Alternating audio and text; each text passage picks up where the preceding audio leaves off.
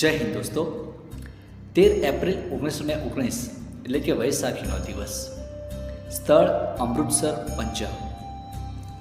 ભારતના સ્વતંત્રતા સંઘર્ષનો સૌથી દુઃખદ અને મહત્વપૂર્ણ બનાવ એટલે કે જલિયાવાલા બાગ હત્યાકાંડ। આજના દિવસે ભારતના કેટલાક લોકો જલિયાવાલા બાગની અંદર ભેગા થાય છે। આ લોકોમાં સ્ત્રીઓ, પુરુષો અને બાળકોનો સમાવેશ થાય છે। શાંતિપૂર્ણ રીતે તેઓ ભેગા થાય છે અને ટૂંક સમયની અંદર જ અંગ્રેજ ઓફિસર રેજિનાલ્ડ ડાયર ત્યાં પોતાના સૈનિકો સાથે આવી પહોંચે છે।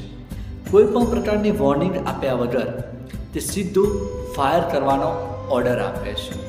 સતત 10 મિનિટ સુધી સોલ્જર્સ કન્ટિન્યુઅસલી ટોળાઓ ઉપર ગોળીઓની વર્ષા કરે છે।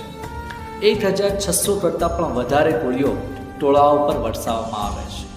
બાળકો રડી રહ્યા છે, સ્ત્રીઓ રડી રહી છે, પુરુષો બચવા માટેના પ્રયાસો કરે છે, પણ એને જરા પણ દયા આવતી નથી અને તે સતત ફાયર કર્યા કરે છે। આ ફાયર દરમિયાન 370 કરતાં પણ વધારે લોકો અવસાન પામે છે, ઘણા બધા લોકો ઘાયલ થાય છે। મિત્રો, ભારતને આઝાદી ભીખમાં નથી મળી, આ લોકોના બલિદાનથી મળી છે।